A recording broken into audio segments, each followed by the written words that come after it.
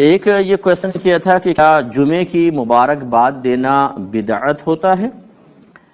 دیکھیں بدعت پہلے یہ سمجھ لیجئے کہ اس کا جواب دیتا ہوں کہ نبی کریم صلی اللہ علیہ وسلم کے زمانے اقدس کے بعد دین اور دنیا میں جو بھی نیا کام ایجاد ہوا اس کو بدعت کہتے ہیں۔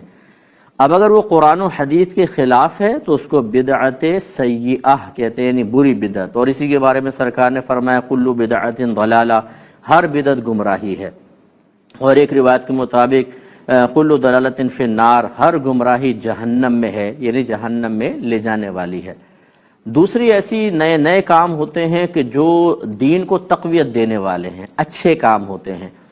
اس کے بارے میں یہ جو ہے جیسے حضرت عمر فاروق نے فرمایا کہ نعمت البدعۃ ھذہ، تراویح کی جماعت قائم کر کے فرمائے کیا ہی اچھی بدعت ہے، اس کو بدعت حسنہ کہتے ہیں، اچھی بدعت۔ جیسے ہمارے ہم مسجدیں اب پکی بن رہی ہیں، ان میں قالین، پھر قرآن پاک پر اعراب، 6 کلمے، ایمان مفصل، ایمان مجمل، ہمارے دارالعلوم ان کے اندر سلیبس، پھر سند کا اجراء، سرٹیفکیٹس وغیرہ، جماعت کے اوقات مقرر کرنا، فجر اتنے، ظہر، عصر، مغرب، عشاء، جمعہ، عیدین، یہ تمام کے تمام بدعات ہیں، لیکن بدعات حسنہ ہیں۔ اور تیسری قسم وہ ہوتی ہے کہ جو نہ گناہ نہ ثواب، نہ اسلام کے خلاف نہ اسلام کے موافق، اسے بدعت مباحہ کہتے ہیں۔ جیسے شیشے کے گلاس میں پانی پینا، بال پوائنٹ سے لکھنا، میرا یہ لباس پہننا، اس ڈیزائن کی ویسٹ کوٹ وغیرہ پہننا، یہ بدعت مباحہ کہلاتی ہیں۔ اب یہ جو جمعہ مبارک کہنا ہے یہ بدعت مباحہ ہے، یعنی اس کو حسن بھی نہیں کہیں گے۔ نبی کریم نے ایک دوسرے کو اس طرح مبارکباد نہیں دیتے تھے، لیکن یہ حدیث میں ضرور ہے کہ جمعہ اللہ تعالیٰ نے جمعے کو مومنین کے لیے عید بنایا ہے، تو یہ عید کا دن ہے، اس میں مبارکباد دے دی جائے تو منع بھی نہیں ہے۔ اس کو اس انداز سے بدعت کہنا کہ تصور بدعت سیئہ کی طرف جائے، جو اس طرح کہے گا وہ شریعت پر افترا کرے گا، کیونکہ شریعت نے اس کو منع بھی نہیں کیا، اگرچہ اس کی اجازت بھی نہیں ہے، سرکار کے زمانے میں رائج بھی نہیں تھا۔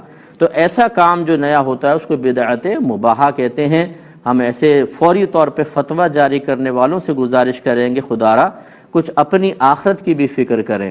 آپ کو یہ حق حاصل نہیں ہے کہ ایک مسلمان ایک مباح کام کر رہا ہو، یعنی نہ گناہ نہ ثواب، اور آپ اسے حرام اور گناہ قرار دے دیں اور یہ کہیں کہ جی میں تقوی کا مظاہرہ کر رہا ہوں، میں تو اس کو اصل بدعت سیئہ سے روکنے کی کوشش کر رہا ہوں کہ اجازت دیتے جاؤں گا تو اس میں جا کے پڑ جائے گا۔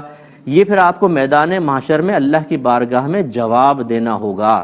اگر میں دیندار ہوں تو میں اپنے پاس ایسا نہیں ہے کہ غیر گناہ کو گناہ بنا دوں اور گناہ کو غیر گناہ قرار دوں، ہمیں دیکھنا ہوگا شریعت کیا کہتی ہے۔ تو جمعہ مبارک اگر لوگ کہہ رہے ہیں تو کہہ سکتے ہیں بالکل، اگرچہ سنت نہیں، لیکن یہ وہ بدعت گمراہی والی بھی نہیں ہے، بدعت مباحہ ہے، اس میں کوئی حرج نہیں۔ جو اس کو بدعت سیئہ کہے گا اس کو ہمارا چیلنج ہے کہ قرآن حدیث سے ثابت کر کے بتائے، انشاءاللہ نہیں کر سکتا، اور ہمیں پھر اس پہ خیال کرنا چاہیے۔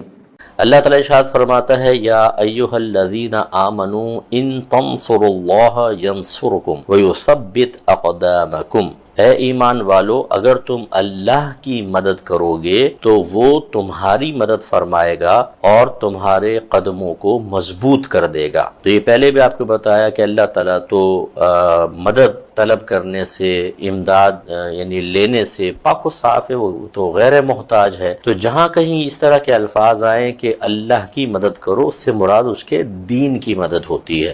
اس کا مطلب یہ ہے کہ بعض اوقات ذکر کسی کا کیا جاتا ہے لیکن وہ مراد نہیں ہوتا، اس سے تعلق رکھنے والی چیز مراد ہوتی ہے۔ اسی لیے قرآن عظیم کا صرف اگر آپ ترجمہ پڑھیں گے اور ترجمہ کسی نے لفظی کیا ہوگا تو پھر آپ گمراہ ہو سکتے ہیں۔ جیسے اگر کسی نے اس کا ترجمہ یوں ہی کیا ہو کہ ایمان والو اللہ کی مدد کرو، اور ایک آدمی نے صرف یہ ترجمہ پڑھا یا آپ کے بچے نے پڑھا، تو کہے گا اس کا مطلب ہے کہ اللہ تعالیٰ کو بھی مدد کی ضرورت ہوتی ہے۔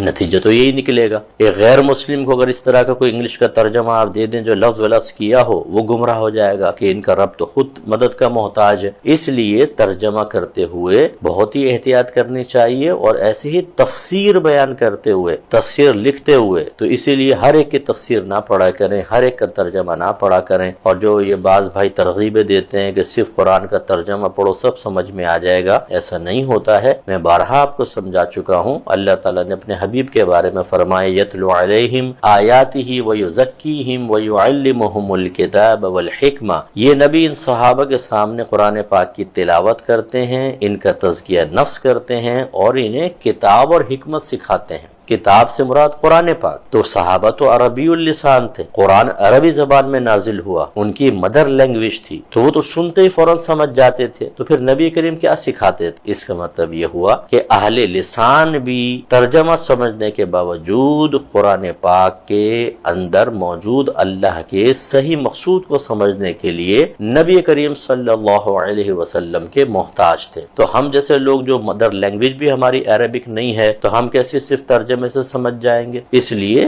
یہ اس طرح کے جو بیچارے نادان قسم کے لوگ ہوتے ہیں، آپ ان کی باتیں نہ سنا کریں، مستند علماء کرام کی گفتگو سن کر اس سے نتیجے نکالا کریں۔